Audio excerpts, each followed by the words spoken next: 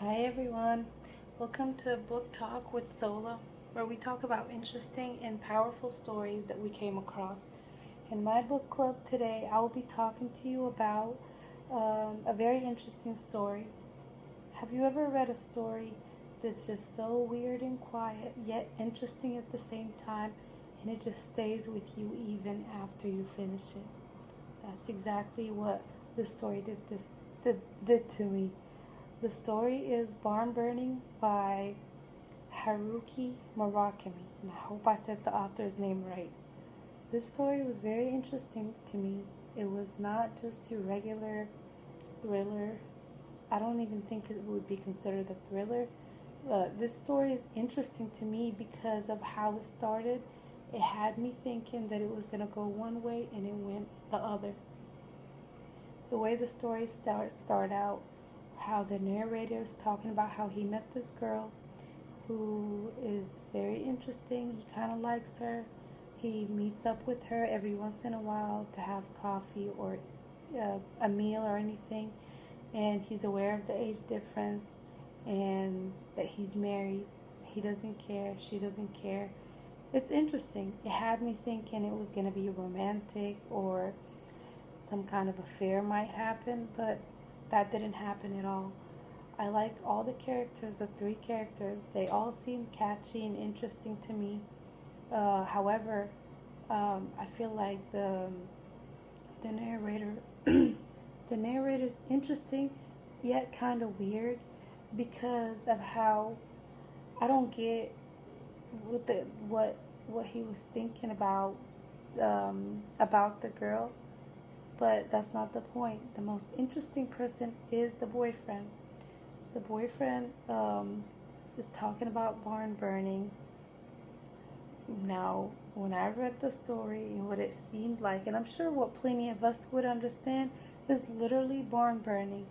But after I read the story now, I'm thinking maybe the barn wasn't really a barn. Questions in my head.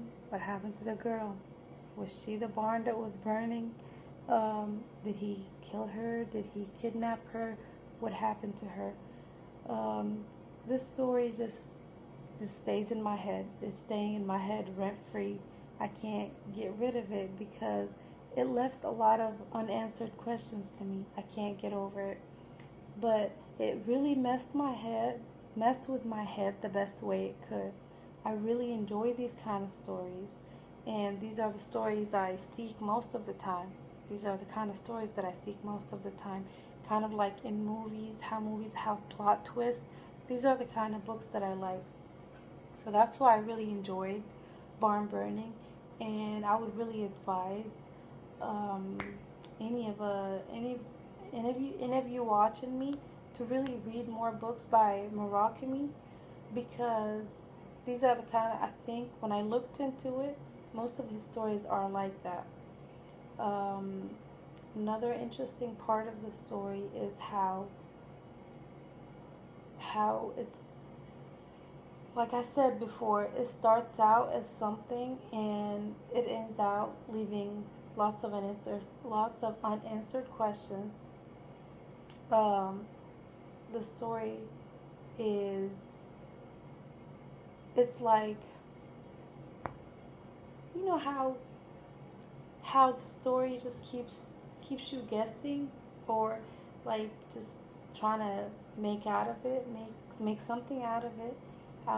This is the kind of story that I really wish they had a movie for it, and I believe there is a movie for it because I feel like maybe the movie would make me have more guesses, I guess.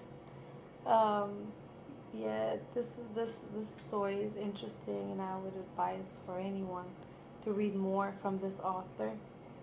Also, the elements of the story are kind of like there is a little suspense or thrilling.